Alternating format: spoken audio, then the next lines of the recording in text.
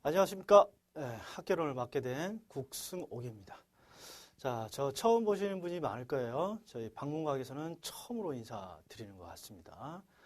자, 우리가 지금 오늘은 즐거운, 우리가 흔히 말하는 즐거운 오리엔테이션 아니겠습니까?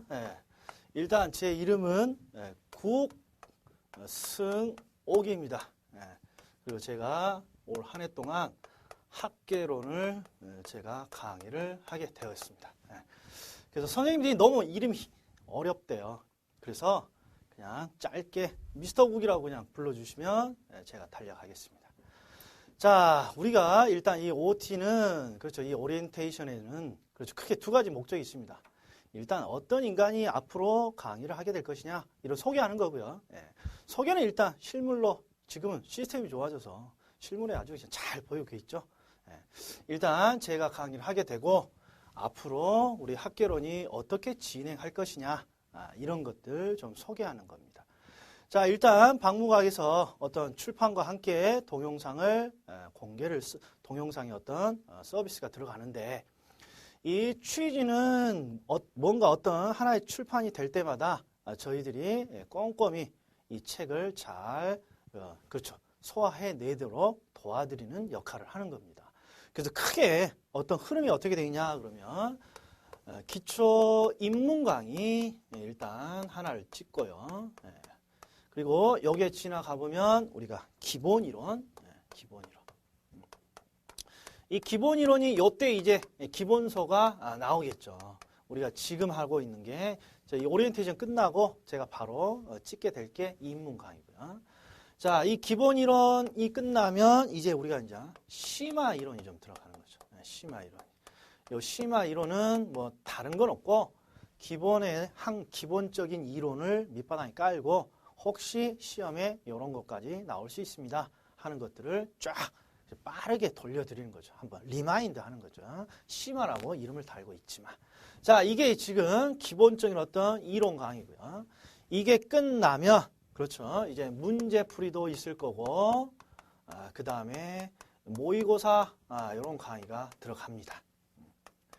자, 문제풀이든 모의고사든 아직, 그렇죠. 어떤 식으로, 그렇죠. 메테로 할지는 모르겠지만, 아무튼 문제집이 나오면 문제풀이 꼼꼼히 해드릴 거고, 모의고사 보면 모의고사 해설, 그렇죠. 꼼꼼히 해드릴 테니까, 걱정 말고 잘 따라와 주시기 바랍니다. 자, 이런 과정이고요. 자, 일단 중요한 건 이제 처음 어떤 공부를 시작하시는 분에게 뭔가 희망을 좀 제시해 줘야 되는데, 자, 희망도 있고요. 나쁜 소식도 있고 좋은 소식도 있습니다. 자, 어떤 걸 먼저 들으시겠어요? 나쁜 소식? 나쁜 소식. 자, 학개론이 선생님들이 어려워하는 과목 중에 하나입니다. 물론 1차 과목은 다 어려워하십니다. 이유가 지문이 길고 또 학개론도 어떤 계산 문제도 있고 그런데 자, 학개론 강사로서 제가 하나 당부해 드리고 싶은 게 있어요. 우리가 배우고 있는 1차, 2차 과목을 통틀어서 법 과목이 아닌 건 하나. 물론 2차에 중개법령과 중개실무가 있습니다. 그리고 이 중개실무도 역시 실무니까 법은 아니라고 생각을 해야 됩니다. 그러나 중개실무는 중개법령을 실무적으로 어떻게 할 것이냐 이런 부분이니까 그걸 법과 연관이 좀 되어 있다. 이렇게 가정한다면 유일한 과목이 이 학개론입니다. 유일한 과목이 학개론.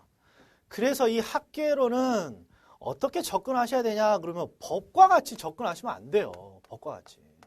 자, 법은 이런 게 주된 내용입니다. 법에 어떤 내용이 적어져 있고 이러한 법이 왜 만들어졌고 이런 취지나 법의 문구를 명확히 하는 게 포인트지만 학개론은 법이 아니라니까요.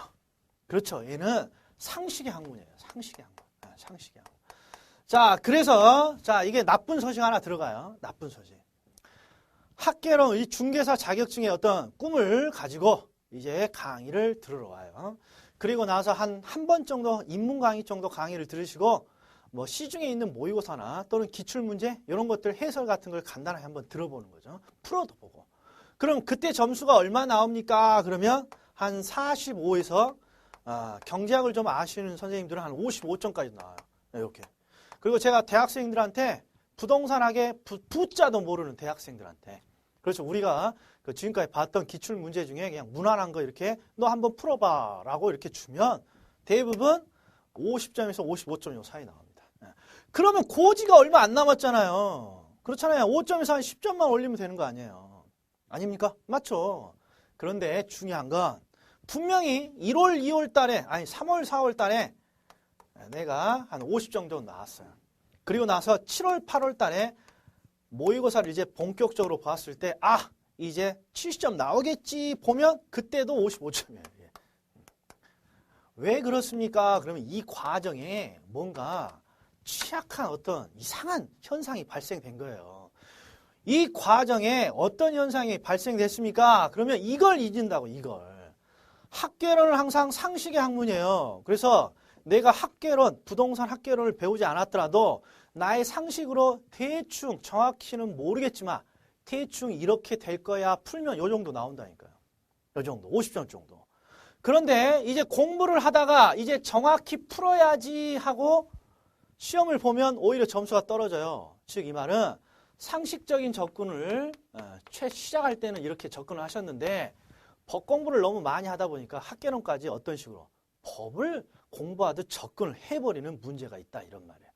그래서 내가 가지고 있는 상식을 믿지 않고, 그렇죠, 책에 있는 문구, 지금까지 기출되어 있는 그 문구, 토시가 틀리냐, 토시가 틀리지 않느냐, 이런 걸 찾고 있다, 이런 말이에요. 학개론은 상식의 학문이에요.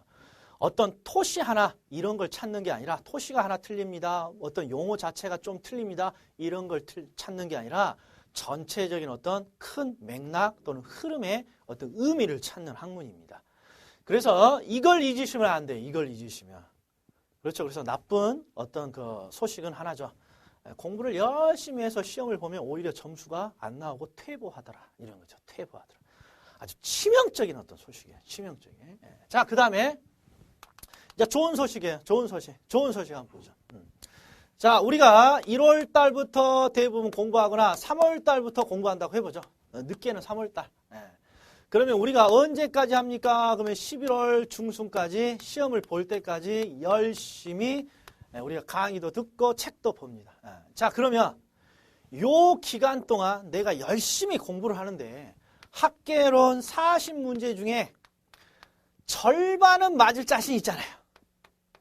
절반을 맞을 자신도 없습니다. 그러면 여기에 있으면 안 되죠. 우리가 열심히 공부했는데 두 문제 중에 한 문제는 정확히 맞출 것이다. 이 자신감은 있다. 이런 지금 생각해도. 그리고 맞아요. 맞아요. 그러면 나머지 20문제 중에 우리가 몇 개를 맞춰야 합격점인 60점이 됩니까? 그러면 60점이 24개니까 몇 문제만 맞추면 돼요. 여기서 4문제만 더 추가로 맞추면 되는 거죠. 그럼요. 20문제는 정확히 내가 맞추고 그냥 찍어보자고요. 모르니까 찍어요. 그럼 확률은 우리가 오지선다니까 5분의 1? 딱 나누면 몇 개 나와요? 4문제 찍어서 나오잖아요. 확률적인 어떤 분포로 찍어서 4문제를 맞춥니다. 이거 극히 재수가 없다라고 상정했을 때 통계적인 방법이 나오니까 재수 좋으면 20문제에서 18문제 찍어서 맞출 수도 있을 거 아니에요. 힘은 들지만. 그래서 결국 자, 통계학적으로 4문제만 맞춰도 결국 24문제 60점을 맞는단 말이에요. 자, 우리가 100점 만점에 40문제니까 한 문제당 2.5예요. 그래서 우리가 24개가 60점이에요. 60점. 그렇죠? 그러면 학개론을 60점 밑으로 맞을래야 맞을 수가 있어요? 없어요?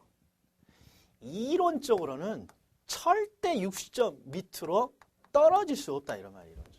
그런데 왜 이렇게 선생님들이 어려워하십니까? 그러면 이건 이론이고 현실이 그렇죠. 이론과 좀 다르다는 거죠. 그렇죠. 희소식이죠? 요때까지 그렇죠. 두 문제 중에 한 문제도 내가 제대로 못 맞히겠냐? 그렇죠. 이런 자신감이 있는 거죠. 그리고 나머지 찍어서 4문제 맞히면 60점 아니겠습니까? 운 좋으면 4문제밖에 못 찍겠어요.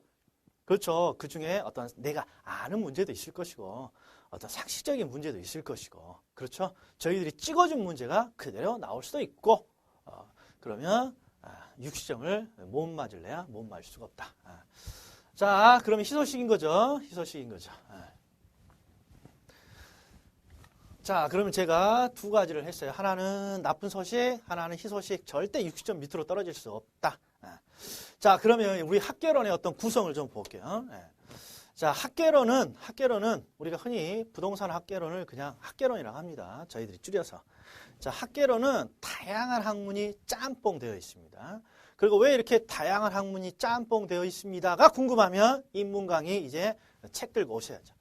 그렇죠. 일단 그건 제껴놓고 학개론은 다양한 학문이 짬뽕 되어 있어요. 그런데 이 학개론이 어떻게 구성되어 있느냐를 출제 비중으로 따져보면 일단 부동산의 시장론이 일단 1번. 그 다음에 이 시장과 함께 정책론. 자, 그 다음에 투자. 그 다음에 금융. 그 다음에 평가 한 5개 정도 잡을 수 있습니다. 우리가 이 중에 투자, 금융, 평가, 정책 이걸 우리가 뭐라 그럽니까? 그러면 흔히 4대 천왕이라고 합니다. 4대 천왕. 이건 제가 그냥 단 거예요. 다른 선생님들은 이렇게 말씀 안 하십니다. 4대 천왕이에요. 4대 천왕. 왜 4대 천왕입니까? 그러면 우리 챕터가 한 9챕터로 나눠져 있지만 실제 세분 돼보면 한 11~12가지 이렇게 더 세분할 수가 있어요. 그 수많은 어떤 논점 중에 다른 건 모르고 나 정책, 투자, 금융, 평가 이런 것만 해서 제대로 다 맞춘다면 얘도 60점이 넘어요. 60점. 그래서 왜 4대 천왕이라고 합니까? 그러면 우리 출제 범위의 60%가 대부분 이런 데서 시험에 나옵니다. 자, 뭐 정책론, 투자론, 금융론, 어떤 평가론 이런 데. 그래서 우리가 학습을 할 때는 항상 처음부터 공부하시는 게 중요한 게 아니에요. 학개론은 여러 가지 학문이 짬뽕 되어 있고 서로 연관이 많이 없어요. 서로 연관이. 아니 투자랑 금융이랑 뭐 딱히 연관은 있지만 시험에 출제되는 연관성은 전혀 없어요. 투자론 따로 시험 내고 금융론 따로 내고 투자와 금융이 합쳐져서 종합 문제가 나오지는 않는다 이런 말이에요. 또 평가론도 투자와 금융 따로 평가론 단독 문제가 출제되는 거지 투자와 금융 평가가 섞어져서 한 문제가 나오지는 않는다는 거예요. 그럼 어떻게 공부하시면 돼요? 시험에 많이 나오는 부분을 자주 보시는 거죠. 자주. 그리고 왜 이런 말을 제가 해드립니까? 그러면 의욕이 대부분 충만하세요. 지금 인문 강의를 들으시거나 어떤 식으로든 지금 오리엔테이션의 어떤 동영상을 보시는 선생님들은 의욕이 충만해 있어요. 나도 공인중개사 자격증을 따보겠다. 그런데 중요한 건 대부분의 중개사 자격증을 따시는 선생님들의 생활 여건이 만만치가 않아요. 왜요? 직장을 포기할 수는 없다 이런 말이에요. 가정생활을 포기하실 거예요? 사회생활을 포기하실 거냐 이런 말이에요. 즉 많은 시간을 가지고 있지 못합니다. 그렇죠. 학생들 같이 공부만 할 수 있습니다. 그럼 다 해야죠. 그러나 우리는 많은 시간을 가지고 있지 않기 때문에 우선순위라는 게 중요합니다. 우선순위라는 게. 특히 학개론은 다른 과목과 함께 민법과 함께 굉장히 내용이 많은 과목에 속합니다. 그래서 항상 우선순위를 두고 뭔가 책을 보셔야 돼요. 그런데 이 우선순위를 두고 책을 볼 때 뭔가 앞에 있는 내용이 연관되어 있다 그러면 그렇죠. 어쩔 수 없이 앞을 봐야 되지만 우리는 연관되어 있지 않습니다. 이것도 희소식이에요.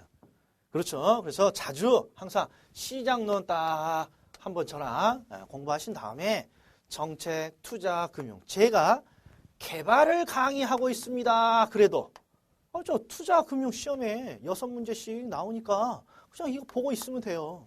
그렇죠. 제가 마케팅을 강의하더라도 혼자 복습하실 때는 강의는 저랑 같이 하시고 그렇죠. 혼자 공부는 평가, 정책 이런 것들 계속 꾸준히 반복해 보시면 어떤 효과가 있습니까? 시간이 준다 이런 말이에요. 시간이. 그러면 어디로? 그렇죠. 민법에 할애할 수도 있고 또 어디로?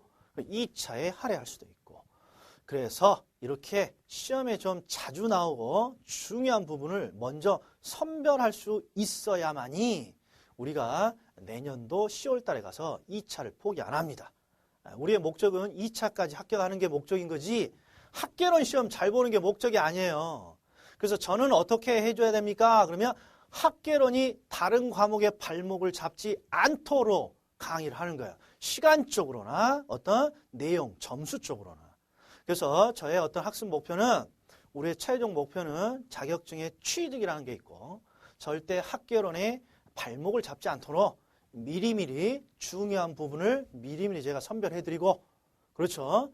각종 문제도 소개시켜드리고 뭐 입문 강의라 해서 쉬운 거, 기본 강의라 해서 좀 어려운 거, 심화 강의라 해서 좀 어려운 거 이렇게 강의하는 게 아니라 시험에 자주 나오는 것들이 항상 기본적인 내용이 되는 거죠.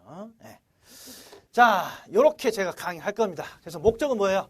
학개론이 절대 자격증 취득에 그렇죠. 발목을 잡지 않도록 시간적으로나 점수적으로나 열심히 해드리겠다는 거예요. 그래서 잘 따라오시면 되는 거예요.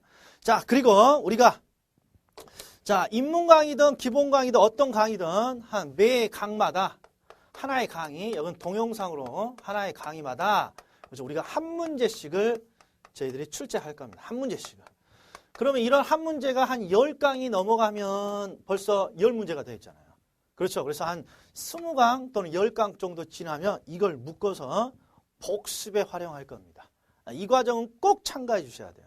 매 강의마다 가장 중요한 논점 하나씩을 그렇죠. 강의마다 뽑아서 문제로 만들어주고 요 문제를 다시 묶어서 한 20문제 정도 되면 다시 중간에 특강으로 그렇죠. 지금까지 한 내용들을 쭉 반복하는 이런 과정을 가질 거예요. 그래서 이런 걸 꼭 놓치시면 안 돼요. 이런 걸 꼭 놓치시면 안 됩니다. 그리고 자, 큰 어떤 테마 강의, 우리가 입문 강의면 입문, 뭐 기본 강의면 기본. 이 테마 강의가 끝나면 저희들이 필수적인 문제로 모의고사를 이렇게 제출해 드릴 겁니다. 그래서 이 두 가지는 우리 커리큘럼에 꼭 들어가 있는 과정이니까 반드시 놓치지 말고 활용하셔야 돼요. 활용. 네. 자, 그리고 저의 스타일은 그렇죠. 이런 스타일입니다. 그러나 이런 스타일이 뭔데 딱히 보여준 것도 없는데 그렇죠. 이건 오리엔테이션 때 보여줄 수 없는 거죠. 그렇죠. 여기서는 제 얼굴만 일단 딱 보니까 좀 만만하게 보이죠? 그렇죠. 그게 저의 장점이에요. 항상 어떻게 질문 미스터 국 찾아서 주시고 아무리 쉬운 거라도 그렇죠. 이건 나한테 어려우면 어려운 거예요. 그런 거 전혀 거부감 없이 그렇죠. 메일 주시고 그렇죠. 사이트에다 뭔가 질문 주시고 그리고 어떤 것도 그렇죠. 욕도 좀 주시고 그래야 발전이 있죠. 자, 여기까지 오리엔테이션 하겠습니다. 그리고 새롭게 이제 책을 가지고 우리가 입문 강의부터 들어오겠습니다. 자, 수고 많으셨습니다.